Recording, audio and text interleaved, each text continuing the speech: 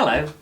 In today's video, I'm going to be looking at the different ways that artworks have been titled over the years up to the present day. And we're going to be looking at some quite famous paintings and artworks today, so I hope you enjoy. Do you know what this painting's called? No?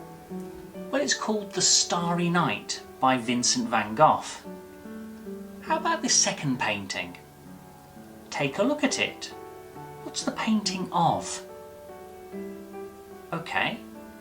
This artwork is titled Girl with a Pearl Earring by Vermeer. And this third painting, what's the title of this painting? Have a little look. What can you see?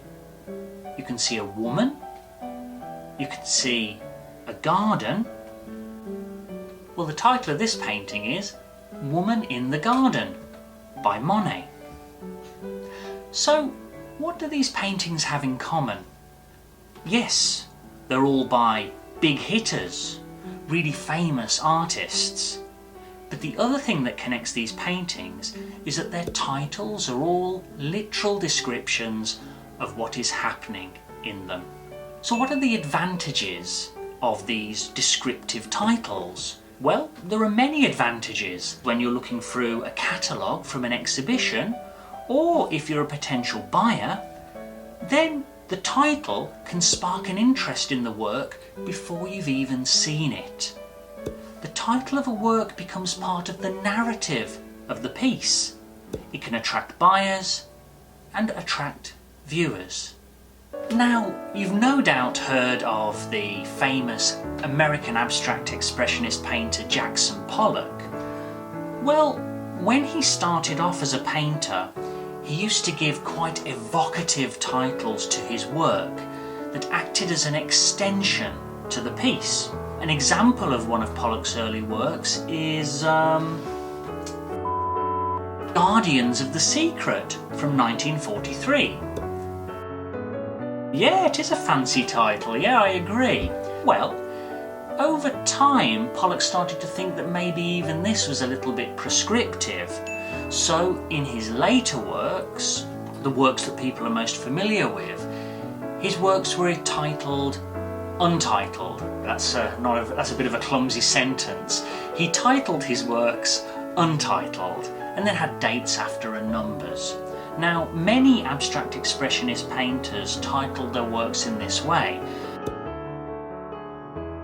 I think there are a good many artists who see it as an act of generosity and also an act of trust. It's trusting in the viewer to work hard, to put some effort into reading, interpreting, to gaining access to the work.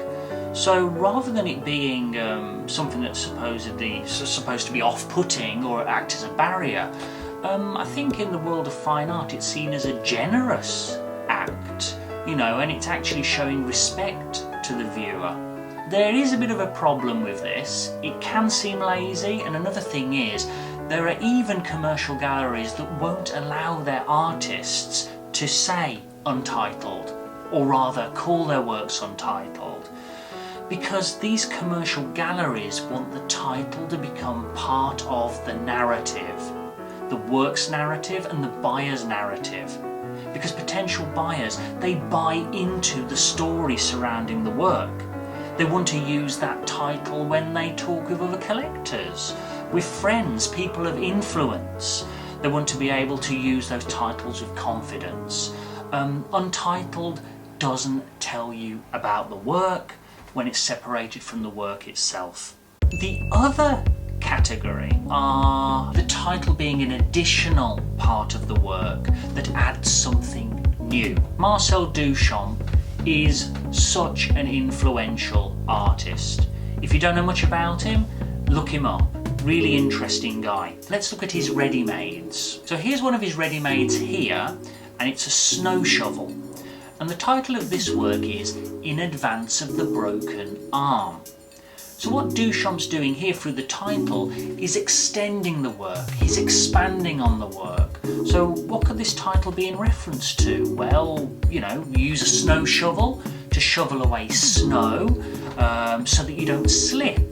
So maybe through hanging this snow shovel in a gallery, there's no snow shovel to remove the snow, and so someone may slip and break their arm.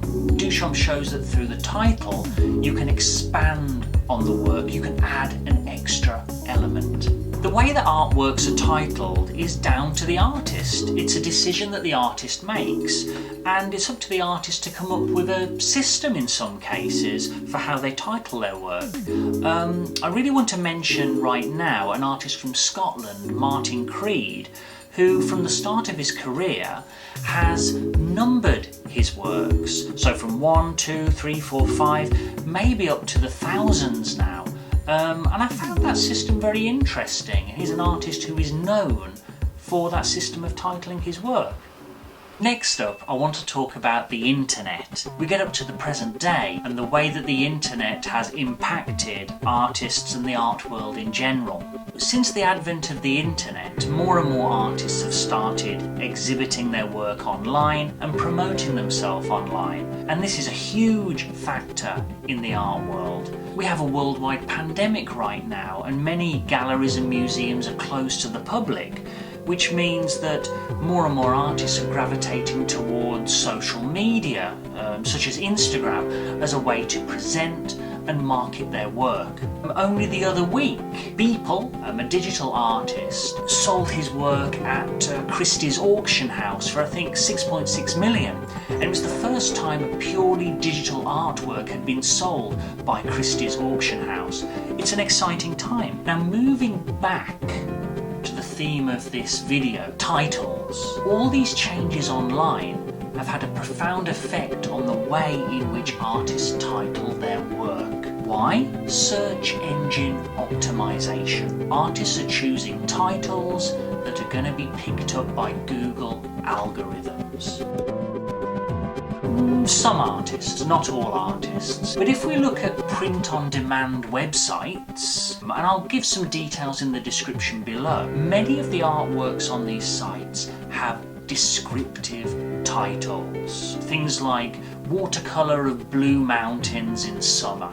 And these titles will be picked up by Google algorithms when people type in what kind of work they're looking for. So, in essence, we've got to move back to the kind of descriptive, literal titles that we looked at the start of this video. So you could say that the likes of Monet, Van Gogh and Vermeer, they've given titles to their works that are search engine optimized. In a way, they were ahead of the curve. And that brings our video back full circle. Now there are a good many people who think that this generic, search engine friendly way of titling work takes some of that feeling, some of that power that we see in earlier works with titles that add something new and expand on the work. But I think for a lot of artists trying to sell their work online, the title must be a way of getting those hits, getting those clicks, and getting people to see their work. To put it simply, artists are in a position where they have to make changes to the way they title their work to ensure that their work is seen in this internet age. Lots of people think art is very mysterious, but there are many different kinds of artists, and the current trend for titling work is not too dissimilar to what we see in the worlds of YouTube and marketing. So, I hope this video gave you an insight into the different ways in which artists title their work.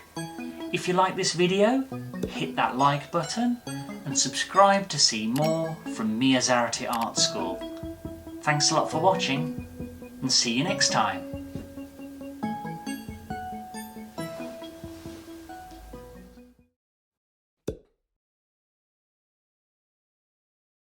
The thesis was about my work. Can you guess what the title was? Yeah, that's right. The title of my thesis was About My Work, ... And I still think that's a good title because, you know, it was about my work. So why not call it About My Work?